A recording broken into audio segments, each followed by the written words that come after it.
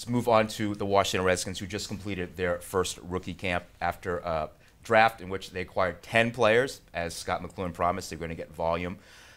The first-round draft pick, Brandon Scherff, is moving from left tackle to right tackle, and Preston Smith, their second-round pick from defensive end to linebacker.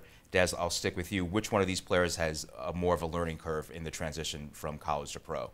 Yeah, I think it's clearly Preston Smith. I mean, I don't think it's that big of a deal to ask a college offensive tackle to move to the right side. In fact, a lot of times teams do that in order to ease their way into the NFL. You don't necessarily want to throw a guy on the left side and square off against the other team's best pass rusher right off the bat.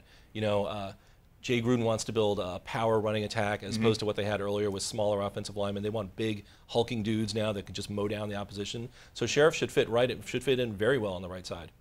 Chelsea, is it a big deal to transition on the offensive line or to move from D-line to linebacker, where Preston Smith is going to have to actually cover guys too in the short passing game? I think logistically, obviously, like you mentioned, Smith has a bigger challenge. I think Scherff has infinitely more pressure on him just because he is sort of the offensive line savior. They passed on, you know, some pretty good talent to get him. Leonard Williams being one of Right. I mean, that's being the primary one. So if he doesn't pan out, that is a bigger deal than, you know, if Smith somehow doesn't. But they got Scherff to really shore up a line and potentially save Robert Griffin III and all these big things, and that is a lot of pressure. And whether it's, you know, how they're actually thinking or not, that's sort of how it's interpreted. And you know, he needs to play well there and he needs to start there, and that is sort of the consensus, and that puts a lot of pressure on a transition like that.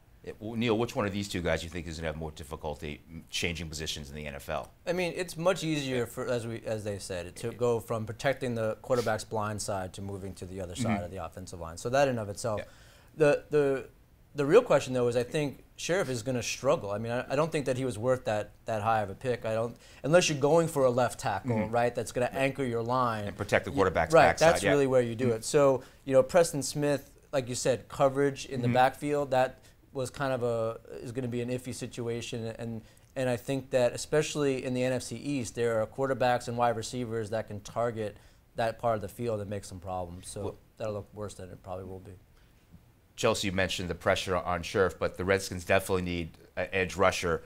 Is Preston Smith going to be that guy? I mean, can he be that guy, Neil, do you think? You know, I don't know. I don't really believe in anything the Redskins are doing at this point. Right? I mean, you got to give, you know, Scott McCloughan the benefit of the doubt because he's built in the draft before and his draft picks have panned out, especially in the mid to late rounds, so he deserves that benefit of the doubt. But I don't know. I mean, I just have no faith in this. Well, I think they like his versatility, right? So and he's that's not just going to be an edge rusher. You need a difference maker, right? I mean, they had a difference maker on the board at 5, and they passed on. If you need an edge rusher that bad, he was right there. I mean, he was right there. And the right tackle side of the offensive line was not the Redskins' biggest problem. I mean, yeah, they weren't great, but that wasn't the biggest problem, especially in the running game.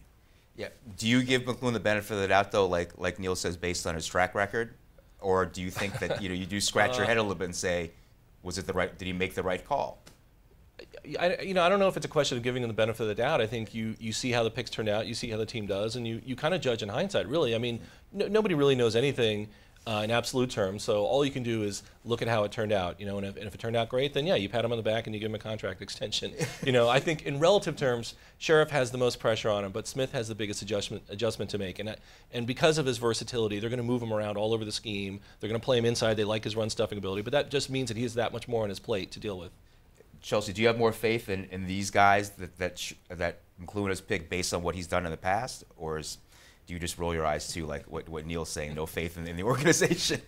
I don't know that it can get any worse. Obviously, sort of the general consensus, but well, in terms of having faith in what they're doing, but I also think presumably the main need that they said they wanted to address in the draft was the line. That was something they really wanted to bolster. They wanted to get picks, but they also really wanted to address that there as opposed to free agency. And I think that you kind of have to. They stuck with the plan at least, and that's something. Yeah, Scott McCloughan promised to get more picks, and he did exactly that.